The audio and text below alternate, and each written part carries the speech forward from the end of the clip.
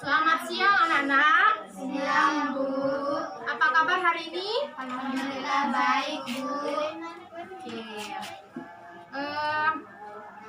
Sekarang sebelum kita memulai pelajaran kali ini, marilah kita berdoa menurut agama dan kepercayaan kita masing-masing. Berdoa mulai. Berdoa dicukupkan. Maaf tadi ya Ibu agak terlambat karena Ibu ngerasa perut Ibu tuh mulas terus keluar masuk kamar mandi. Ibu diare ya? Iya Ibu diare. Diare itu salah satu gangguan sistem pencernaan ya, Bu? Iya benar. Diare itu adalah salah satu gangguan sistem pencernaan yang dimana karena si penderita atau ibu suka makan pedas, jadi dinding usus mengalami iritasi yang menyebabkan si penderita merasa mulas, lemas, dan fesesnya itu cair. Ya, langsung saja di sini tujuan kita belajar kali ini yaitu agar kalian itu mampu menyebutkan organ-organ pencernaan.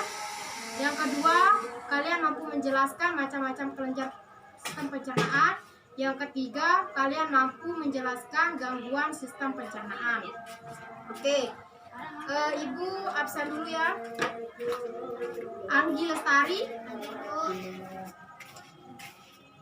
Widiatun, Hadir, Bu. Rizky Handayani, Hadir, Bu. Lady Safitri, Hadir, Bu. oke, hadir semua ya. Sekarang Ibu akan membagi kalian menjadi beberapa kelompok. Anggi Lestari kelompok A, Widiatun kelompok B, Rizky Handayani kelompok D, Lady Safitri kelompok C. Oke, langsung saja Ibu bagikan. Di sini Ibu punya LKS untuk kalian pelajari. Di dalam LKS ada soal-soal tentang sistem pencernaan.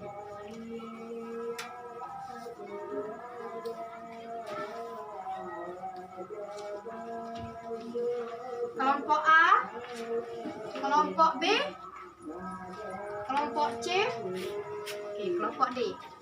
Oke, silahkan dipakai topinya.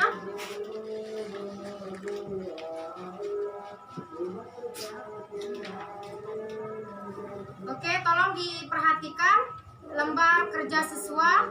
Di situ Ibu berikan soal untuk kalian kerjakan tentang sistem pencernaan. Bisa kalian jawab, Ibu kasih waktu 15 menit dari sekarang. Kalian sudah menjawab pertanyaan yang ada di lembar kerja siswa? Sudah, Bu. Oke, langsung saja ya. Nomor 1 kita mulai. Sebutkan organ-organ sistem pencernaan secara berturut-turut. Kelompok A nomor 1, silakan dijawab. Sistem pencernaan tersebut adalah 1. Mulut, 2. Esofagus, 3. Lambung, 4. Usus besar, 5. Usus halus, 6. Rektum, 7. anus. Oke, ada yang mau menambahkan atau kurang jelas? Jelas. Sudah jelas? Jelas. Organ-organ sistem pencernaan. Yang pertama, mulut. Kita memasukkan makanan ke dalam mulut. Mulut akan memecahkan makanan sehingga mulut akan menghaluskan makanan.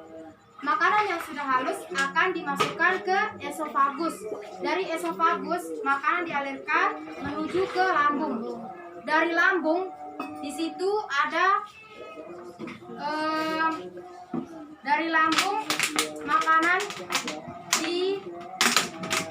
dilangsungkan ke usus besar, lalu ke usus halus.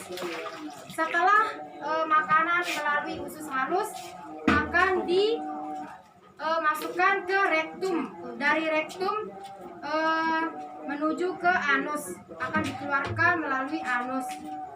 Oke, nomor 2, Sebutkan dan jelaskan fungsi macam-macam kelenjar pencernaan pada manusia. Kelompok D nomor 2, silakan dijawab.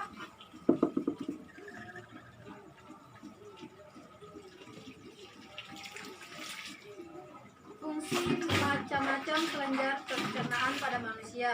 Yang pertama, kelenjar ludah. Kelenjar ludah ialah kelenjar pencernaan yang pertama kali mencerna makanan ketika makanan masuk ke dalam mulut. Yang kedua, kelenjar lambung. Kelenjar lambung ialah kelenjar pencernaan yang menghasilkan enzim asam klorida, renin, dan pepsin. Yang ketiga, kelenjar hati. Kelenjar hati ialah kelenjar pencernaan yang terletak pada rongga perut sebelah kanan. Kelenjar hati ialah kelenjar pencernaan terbesar pada manusia yang berwarna merah kecoklatan. Kelenjar pankreas. Kelenjar pankreas ialah kelenjar pencernaan yang terletak di dalam rongga perut dekat lambung dan usus halus. Kelenjar usus. Kelenjar usus pada manusia dibedakan menjadi 12 jari dan usus halus. Usus 12 jari berfungsi menyalurkan enzim yang dihasilkan oleh pankreas dan getah empedu dari hati ke dalam usus halus untuk melakukan proses pencernaan. Usus halus juga menghasilkan enzim pencernaan. Oke. Macam-macam kelenjar pencernaan sudah dijawab oleh kelompok D nomor 2. Ada yang mau menambahkan? Ada, Bu. Oke. Ibu kembali lagi ke nomor 2 ya. Macam-macam kelenjar pencernaan. Sudah ibu katakan tadi, dimulai dari mulut. Mulut memiliki kelenjar ludah, yang dimana kelenjar ludah yang pertama kali mencerna makanan ketika makanan itu masuk. Terus yang kedua ada kelenjar lambung. Di sini kelenjar lambung menghasilkan enzim asam klorida, renin, dan pepsin. Enzim pada lambung dihasilkan oleh dinding lambung. Yang asam klorida atau HCl dipengaruhi oleh hormon gastrin dan gerakan refleks yang muncul ketika makanan masuk ke dalam lambung. Yang ketiga ada kelenjar hati, yang dimana di sini kelenjar hati terletak pada rongga perut sebelah kanan. Kelenjar hati terbesar pada manusia yang berwarna merah kecoklatan. Ya. Terus kelenjar pankreas. Kelenjar pankreas terletak di dalam rongga perut dekat lambung dan usus halus. Pankreas menghasilkan enzim pencernaan yang disalurkan ke dalam usus. Yang ketiga ada kelenjar usus. Pada manusia dibedakan menjadi usus 12 jari dan usus halus. Usus 12 jari berfungsi menyalurkan enzim yang dihasilkan oleh pankreas dan getah empedu dari hati ke dalam usus halus untuk melakukan proses pencernaan. Oke, itu tadi adalah macam-macam kelenjar pencernaan. Nah, yang ketiga, jelaskan perbedaan antara pencernaan mekanis dan pencernaan kimiawi. Tolong dijawab oleh kelompok B nomor 2. Silakan.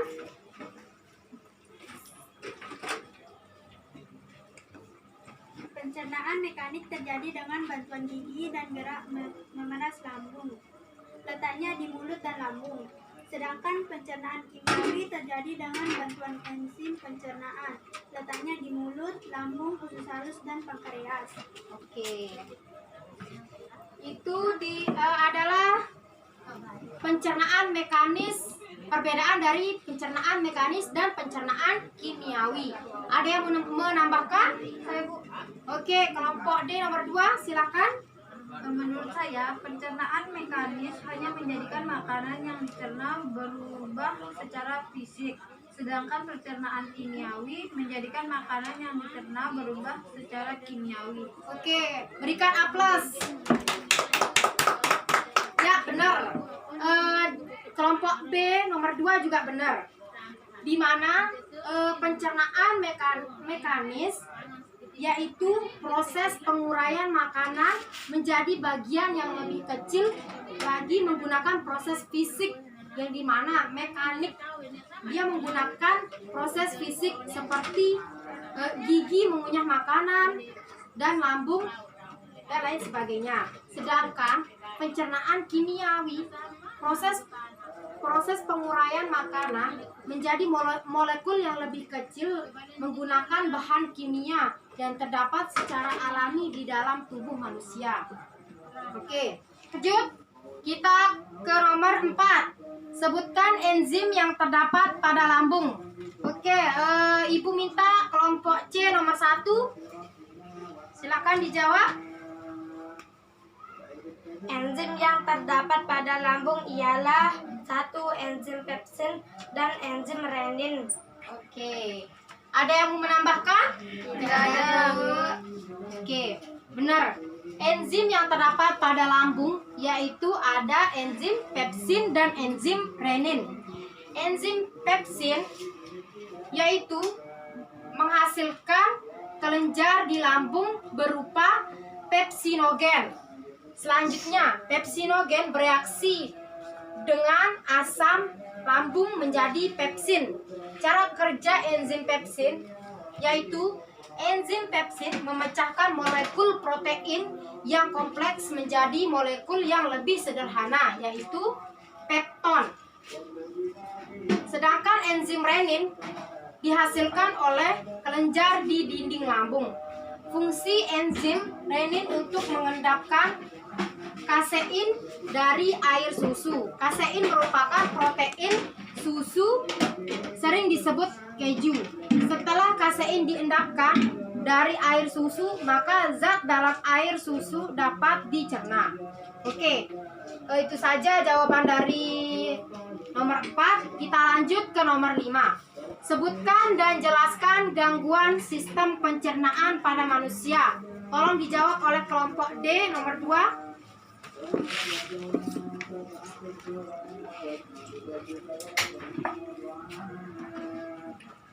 Sebutkan dan jelaskan gangguan sistem pencernaan pada manusia. Yang pertama, diare.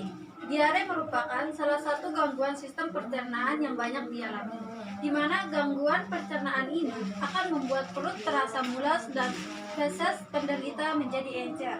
Yang kedua, appendicitis. Appendicitis merupakan gangguan sistem pencernaan yang mana umbai cacing atau usus buntu mengalami peradangan.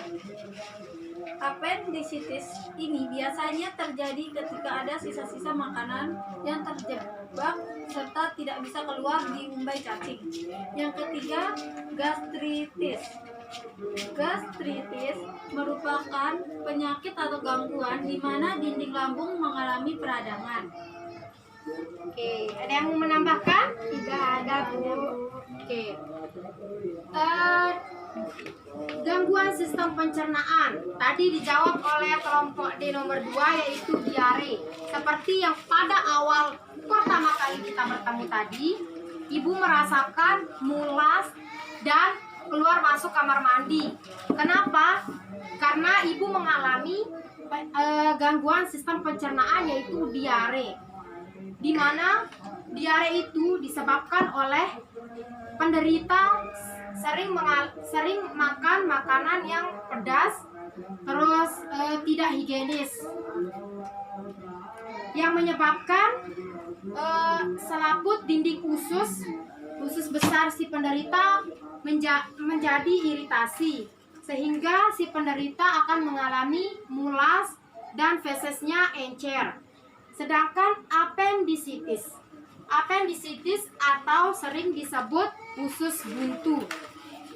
Usus buntu si penderita mengalami peradangan. Biasanya terjadi ketika ada sisa-sisa makanan yang terjebak serta tidak bisa keluar di umbai cacing, sehingga lama-kelamaan umbai cacing tersebut akan menjadi busuk serta akan menimbulkan peradangan yang menjalar ke usus buntu. Jika umbai cacing tidak segera dibuang, maka lama-kelamaan akan pecah. Di mana peradangan usus buntu ini biasanya ditandai dengan terdapatnya nanah. Bila gangguan atau penyakit ini tidak terawat, maka akan menyebabkan angka kematian yang cukup tinggi. Bisa kalian bayangkan bagaimana penderita apendisitis atau usus buntu jika tidak dirawat dengan baik akan menyebabkan kematian. Nah, lanjut. Yang ketiga ada gastritis. Gastritis atau gangguan dinding lambung mengalami peradangan. Nah, di sini ada gangguan dinding lambung. Beda dengan apendisitis. Di situ usus buntunya yang mengalami peradangan. Nah, kalau gastritis dinding lambungnya yang mengalami peradangan. Gangguan ini disebabkan karena kadar asam klorida atau HCl terlalu tinggi. Selain itu, gastritis juga dapat disebabkan karena penderita mengkonsumsi makanan yang banyak mengandung kuman penyebab penyakit. Oke, mungkin itu saja dari jawaban lembar kerja siswa. Ada yang mau ditanyakan dari sistem pencernaan makanan? Oh, sudah jelas ya sistem pencernaan kali ini. Jelas. Tolong dikumpulkan lembar kerja siswanya. Oke. Ibu rasa kalian sudah memahami tentang sistem pencernaan makanan. Untuk itu Ibu menugaskan kalian membuat mading tentang gangguan sistem pencernaan yang tadi bisa kalian angkat, yaitu diare, apendisitis, gastritis. Ada banyak lagi gangguan sistem pencernaan, bisa kalian searching di Google. Sekarang kan zaman canggih, bisa kalian melihat di internet buku paket atau LKS yang pernah kalian beli atau kalian baca. Mungkin itu saja. Sekiranya mejanya dibalikkan menghadap ke Ibu.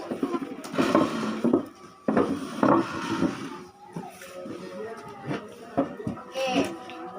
Sebelum kita mengakhiri pelajaran kali ini atau pertemuan kali ini, marilah kita berdoa menurut agama dan kepercayaan kita masing-masing. Berdoa, mulai.